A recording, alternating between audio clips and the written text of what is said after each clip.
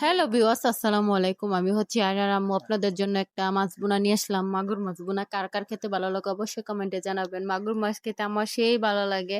মাগুর মাছগুলো সুন্দরভাবে ছিলে নিয়েছি। ছিলে তারপরে সুন্দর করে কড়াইতে তেল দিয়ে দিলাম, গরম করে নিলাম, একটু লবণ ছিটে দিয়ে দিলাম যাতে মাছগুলো না লাগে। এক পিস করে সব মাছগুলো সুন্দর করে তেলে দিয়ে দিলাম।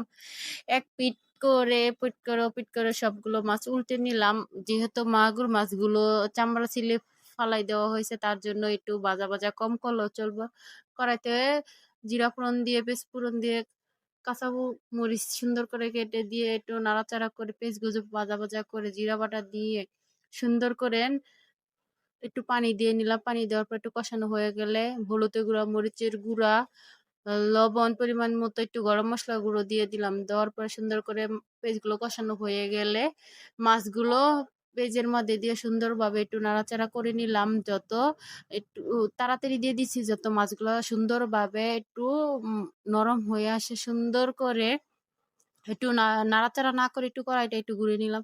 সুন্দর করে লাল লাল ঝাল ঝাল মাগুর মাছ ভুনা কার কার খেতে ভালো লাগে দেখলেই খেতে মন চাইবে। এত সুন্দর কালারটা এসেছে, ফ্লেভারটাও আরো বেশি ভালো লাগছে। অবশ্যই জানাবেন কে কিভাবে রান্না করেন।